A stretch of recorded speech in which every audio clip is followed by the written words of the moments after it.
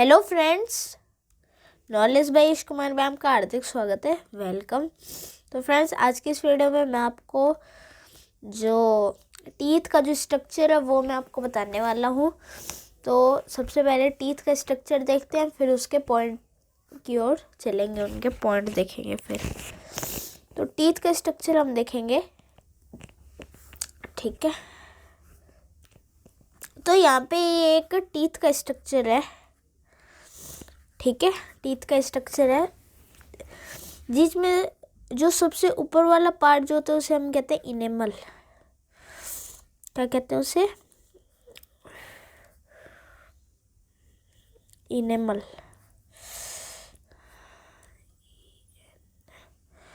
Enamel कहते हैं उसे, इनेमल कहते हैं। फिर उससे नीचे वाला जो पार्ट होता है उसे हम कहते हैं डेंटाइन। ये वाला जो पार्ट होता है इसे हम कहते हैं डेंटाइन। फिर ये इसके अंदर वाला जो पार्ट होता है इसे हम कहते हैं पल्प कैविटी। Pulp cavity. फिर इसके अंदर अलग अलग टाइप की जो ब्लड सेल्स होती हैं, ब्लड वेसल्स होती है, जैसे ग्रीन होती है, रेड होती है और ब्लैक भी होती है। तो ये 3-4 टाइप की इसमें ब्लड वेसल होती है, ठीक है। और नर्व्स भी होती है इनमें, जैसे कि ब्लैक वाली नर्व्स है और रेड और ग्रीन वाली जो है वो ब्लड वेसल है, ठीक है। फिर ये जो होते हैं तो इनके साइड में बोन्स होते हैं। बोन्स होते कहाँ पे हैं? तो बोन्स जो होते हैं, ठीक है, बोन्स जैसे कि यहाँ पे होते हैं, यहाँ से एक, ठीक है। यहाँ पे ये क्या पाए जाते हैं? यहाँ पे बोन्स पाए जाते हैं, हड्डियाँ पाई जाती है, ठीक है। अब ये ब्लड वेसल्स नीचे से यही रहती है, ठीक है। फिर ये जो होता है इसे हम कहते हैं जबड़ा या फिर इसे हम कहते हैं गम। और जिससे ये दोनों, मतलब गम और ये जो टीथ जो होते हैं, ये दोनों जिस पार्ट से जुड़े होते हैं, ये टीथ है और ये सीमेंटियम है। और ये दोनों टीथ और गम, ये दोनों जिस पार्ट से जुड़े हुए होते हैं उसे हम कहते हैं सीमेंटियम। क्या कहते हैं? सीमेंटियम।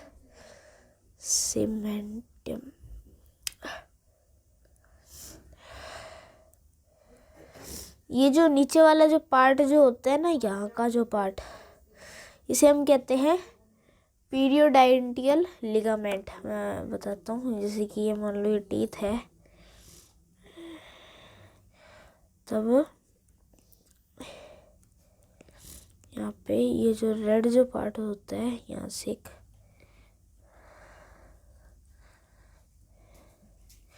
यहाँ पे रेड पार्ट जो होता है, ठीक है। ये जो नीचे वाला जो पार्ट होता है, इस पार्ट को हम कहते हैं पीरियोडोंटियल लिगामेंट। क्या कहते हैं? पीरियोडोंटल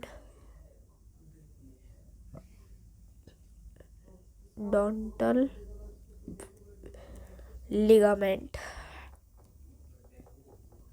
इसे हम कहते हैं।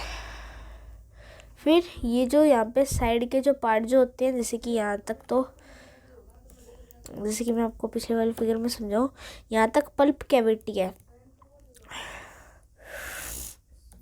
पल्प, अब ये जो पल्प कैविटी के जो पास के पार्ट जो होते हैं ना, ये, इनको हम क्या कहते हैं? मैं आपको बताता हूँ। यहाँ तक तो पल्प कैविटी। अब यहाँ के जो पार्ट जो होंगे, पल्प कैविटी के बाहर के पार्ट जो होंगे, इसे हम कहेंगे लैटरल कैनॉल्स, मतलब खाली गुआ हम इसे कह सकते हैं कैनॉल्स, ठीक है। ये होगा। अब ये जो टीथ जो होते हैं, इसके 3 पार्ट जो होते हैं, जैसे कि इतना हो जाएगा, बता देता हूँ, ठीक है। इस टीथ के 3 पार्ट होते हैं, जैसे कि ये जो अपना एक टीथ है, मान लो टीथ है। अब इसके 3 पार्ट होंगे, ठीक है। मान लो यहाँ पे जबड़े हैं,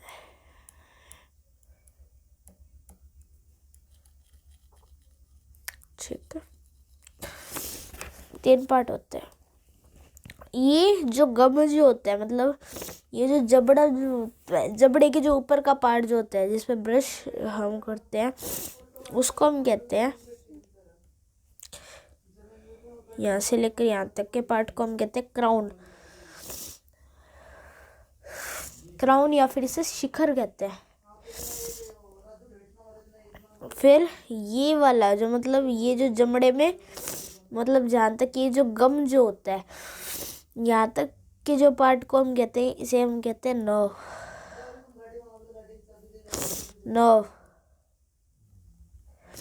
और बाकी का जो नीचे का जो पार्ट जो होता है ना, यहाँ से एक हड्डियाँ पाई जाती है। यहाँ का जो पार्ट जो होता है, नीचे का जो पार्ट, इसे हम कहते हैं रूट। नर्व ग्रीवा कहते हैं इसे, ग्रीवा। नेक कहते हैं, नर्व नहीं कहते इसे। इसे हम कहते हैं, यहाँ का जो पार्ट जो होता है जो गम में धसा हुआ होता है, इसे हम कहते हैं नेक। नेक यानी ग्रीवा, ठीक है। इसे हम कहते हैं नेक। नेक यानी ग्रीवा, इसे हम कहते हैं। यहाँ पे जो गम वाला जबड़े वाला पार्ट होता है, इसे हम कहते हैं ग्रीवा।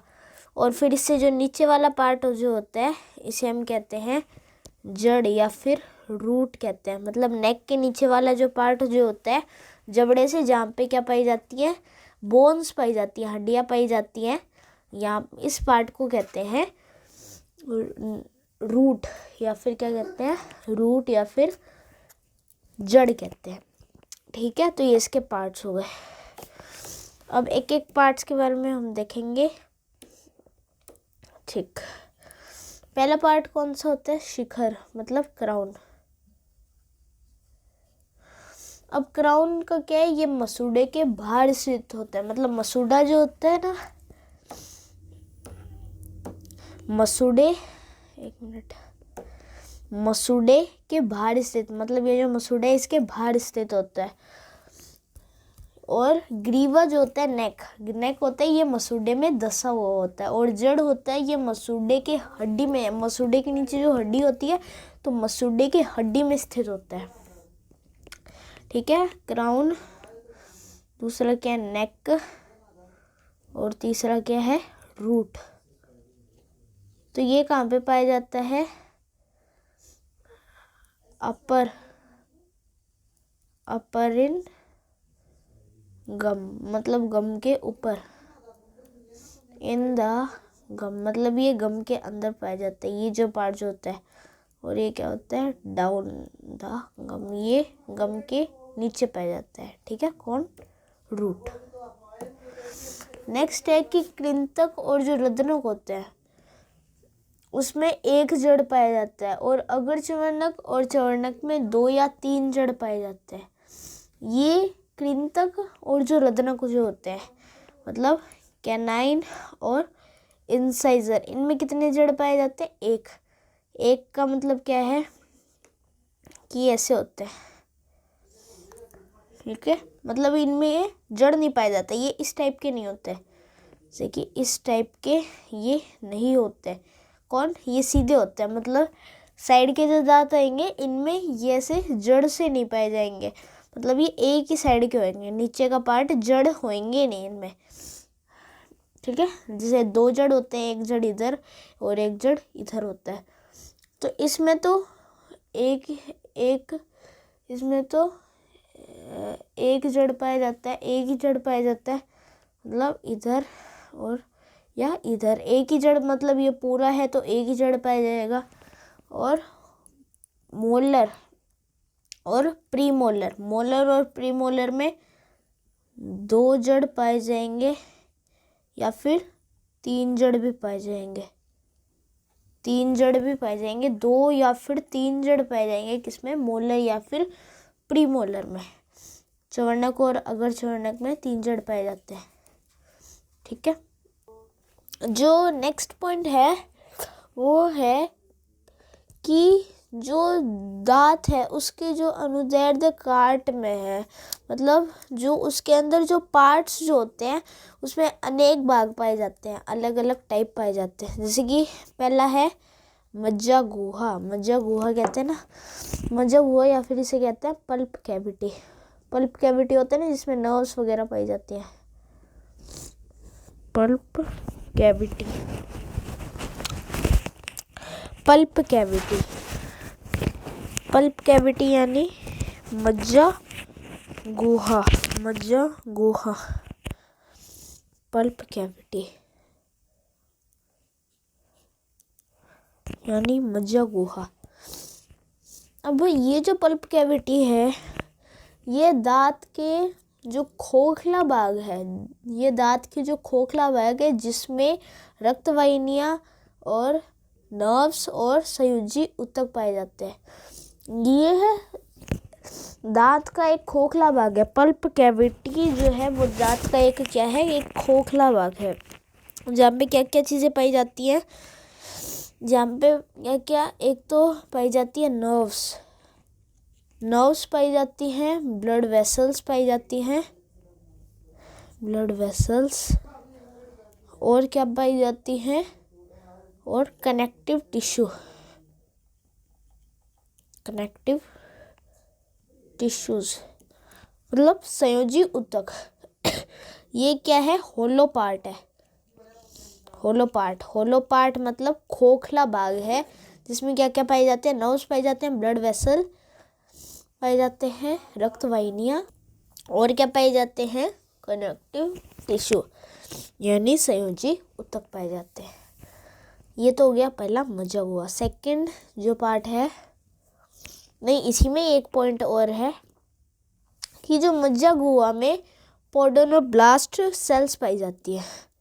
कौन सी सेल्स, इम्पोर्टेंट पॉइंट है, पोडोनोब्लास्ट सेल, सेल्स का एक स्तर होता है जिसे हम क्या कहते हैं, डेंटाइन कहते हैं। डेंटाइन कहाँ पे होता है पोडोनोब्लास्ट सेल का स्तर, तो ये देखो यहाँ पे ये मज्जा गुहा है, पल्प कैविटी की खोखला पार्ट है। अब खोखला पार्ट है, अब इसके ऊपर पोडोनोब्लास्ट जो सेल्स जो होती है, देखो पे ये जो पोडोनोब्लास्ट है ये एक स्तर बनाती है, ऐसे इकट्ठी हो के एक स्तर बनाती है जिसे हम क्या, किसका नाम देते हैं, डेंटाइन का नाम देते हैं, जिसे हम क्या कहते हैं, डेंटाइन कहते हैं। ठीक है, डेंटाइन कहते हैं। और जो डेंटाइन जो होता है वो स्ट्रॉन्ग होता है क्योंकि वो पोडोनोब्लास्ट सेल से बना होता है, इसलिए वो स्ट्रॉन्ग होता है और अस्थि के समान होता है, मतलब बोन के समान होता है। बोन जितना ताकतवर, मतलब इसमें 70% to 75% क्या पाया जाता है, कैल्शियम कार्बोनेट। अब हमारे जो बोन जो होती है उसमें कितना परसेंट क्या पाया जाता है, कैल्शियम कार्बोनेट 70 से 75% पाया जाता है। क्या चीज़, कैल्शियम कार्बोनेट। पर ये जो सबसे ऊपर वाला जो स्तर है ना, जिसे हम क्या कहते हैं, इनेमल, देखो देखो इनेमल, सबसे ऊपर वाला जो स्तर है ना जिसे क्या कहते हैं, इनेमल। इनेमल जो होता है वो सबसे ऊपर वाला स्तर होता है, जो वाइट से कलर का चमकीला जो पदार्थ होता है, इनेमल। अब ये जो इनेमल है ना, अब इस इनेमल में 90% to 95% क्या पाया जाता है कैल्शियम कार्बोनेट। तो ज़्यादा कैल्शियम कार्बोनेट किस में पाया जाता है, इनेमल में। अब ये जो इनेमल है इसमें 90 to 95% कैल्शियम कार्बोनेट पाया जा रहा है और बोन में कितना, 70 to 75%।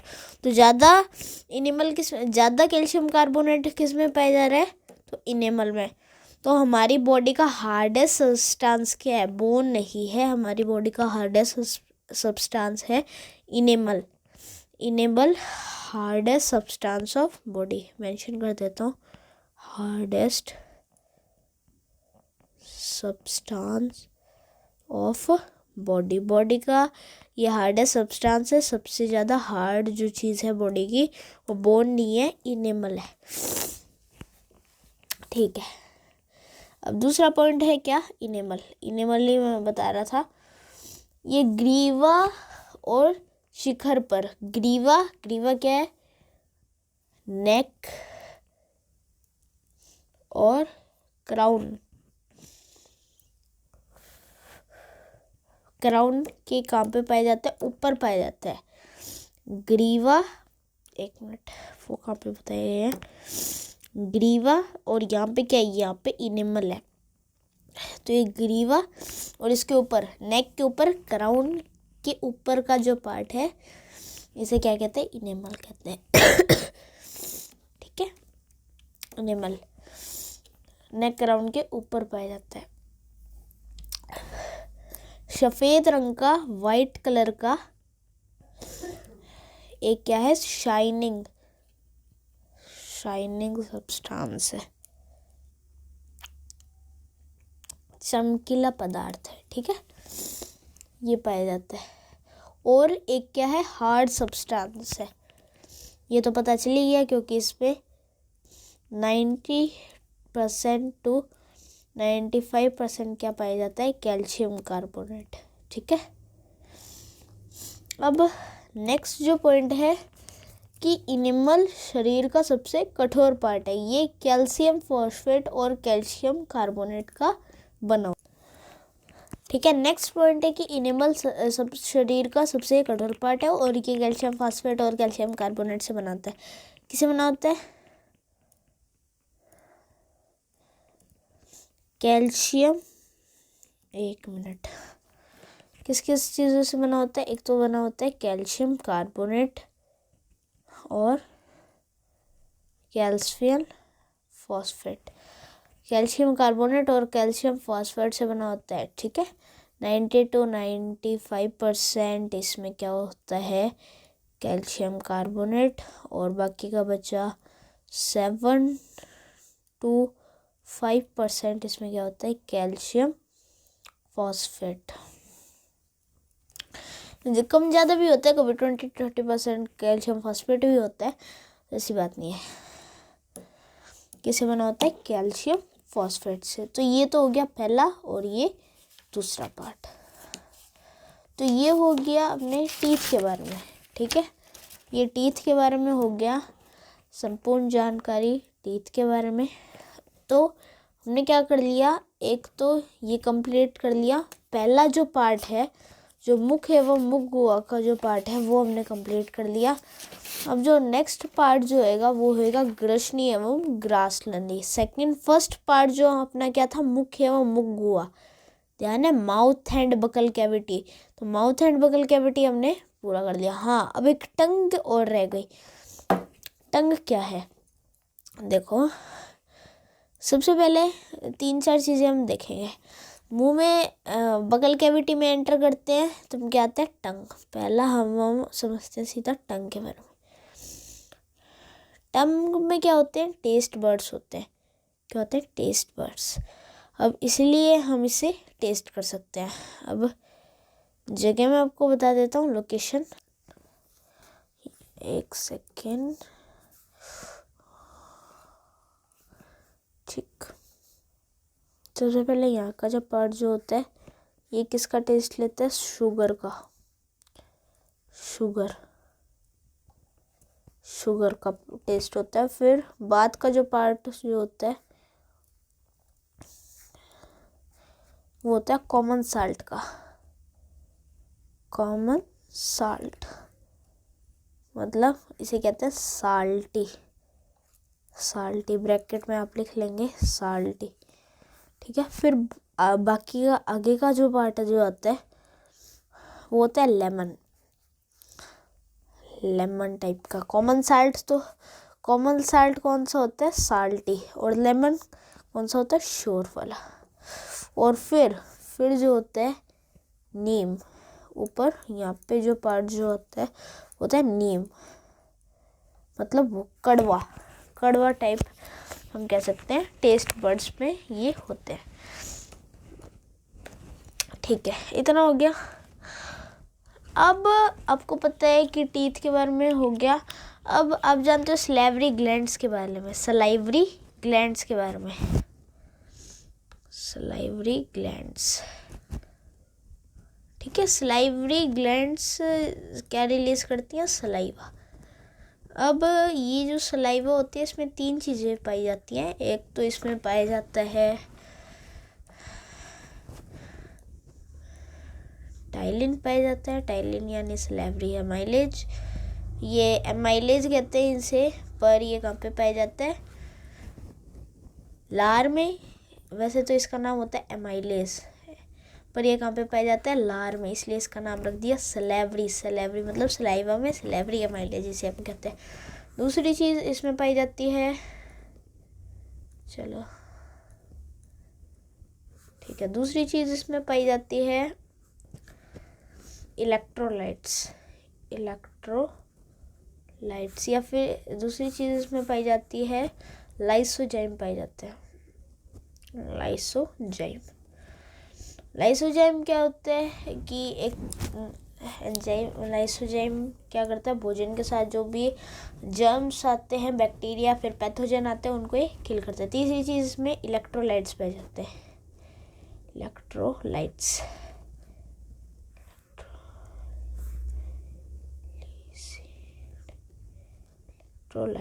इलेक्ट्रोलाइट्स मतलब विद्युत अपघट्स पाए जाते हैं, कुछ आयंस पाए जाते हैं।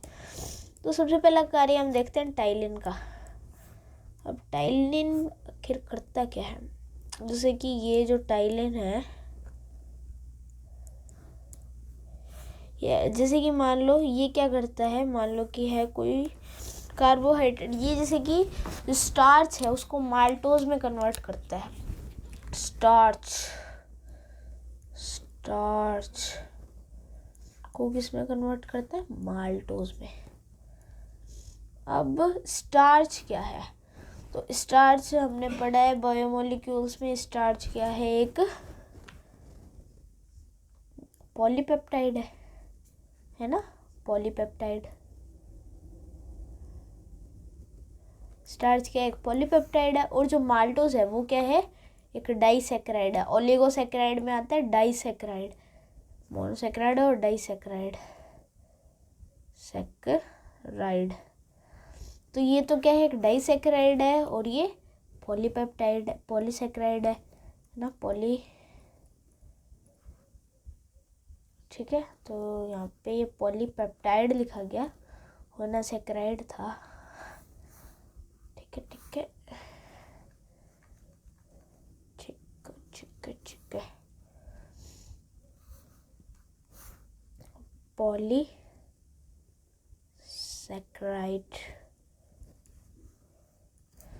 पॉलीसैकेराइड, ठीक है, ये एक पॉलीसैकेराइड है। अब ये माल्टोज में कन्वर्ट होता है किसकी प्रेजेंस में?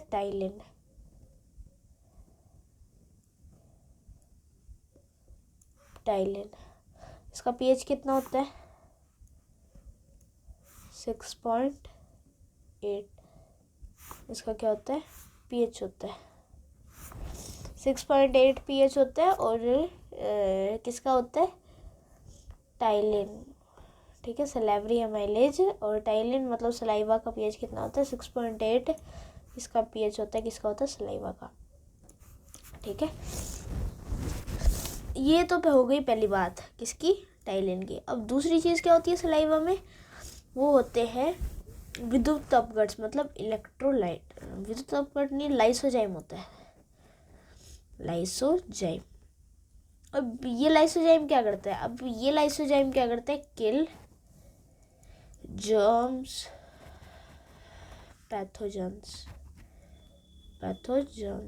पैथोजेंस को ये किल करता है। बैक्टीरिया, वायरस वगैरह, वायरॉइड्स, उनको ये किल करता है। अब तीसरी इसमें कुछ आयंस पाए जाते हैं। आयन जैसे कि सोडियम, पोटेशियम, जिंक, सल्फर, हाँ ये कुछ है जैसे कि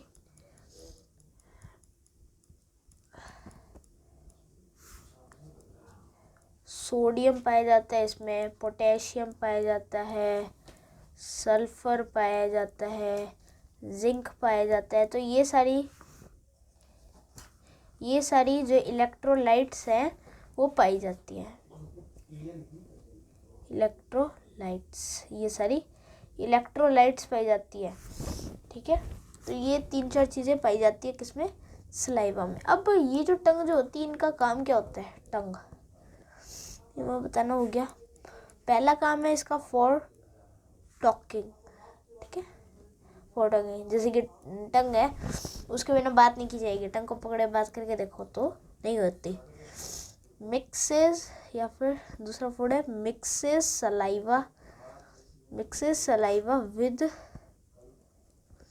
saliva with food during chewing.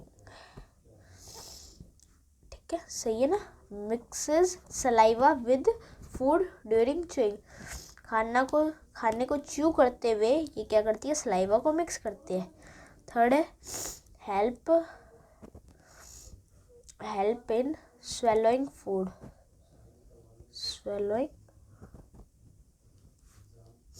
Food, और चौथा क्या है, फॉर टेस्ट फूड, स्वेलो करने में हेल्प करती है। और लास्ट का 5th जो वर्क है वो क्या है, क्लीनिंग टीथ। खाना तो खा लिया, खाना खाने के बाद टंग को इधर उधर करते हो, इधर उधर घुमाते हो टीथ को साफ करने के लिए। तो इधर उधर घुमाते हो तो टीथ को साफ करने के लिए क्लीनिंग टीथ। वैसे नहीं है कि ये टीथ को वैसे साफ कर देगी, वैसे तो नहीं करती, वैसे तो ब्रश करना पड़ता है, पर फिर भी कोई खाना अटक गया, कोई फूड का बाइट अटक गया तो उसको साफ करने के लिए क्या करती है,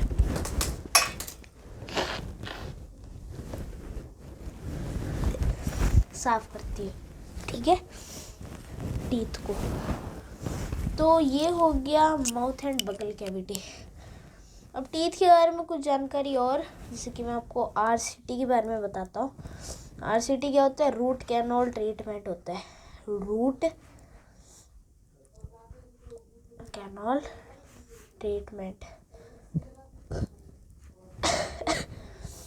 कैनल ट्रीटमेंट होता है। इससे क्या होता है, जैसे दांत जो होते हैं ना, कोई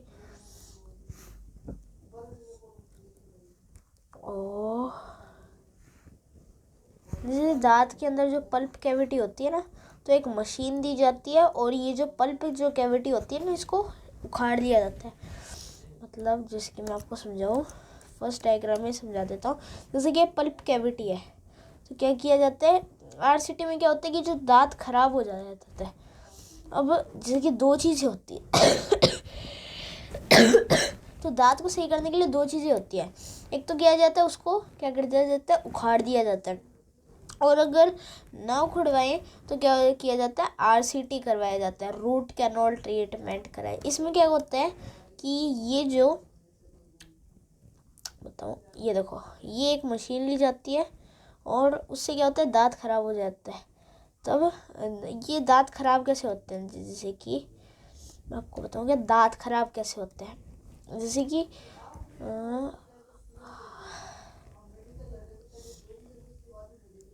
ठीक, ये दांत है। अब मान लो जैसे कि जो इनेमल है वो बहुत ही ज़्यादा स्ट्रॉन्ग होता है। इनेमल है वो बहुत ही ज़्यादा स्ट्रॉन्ग होता है। ठीक है,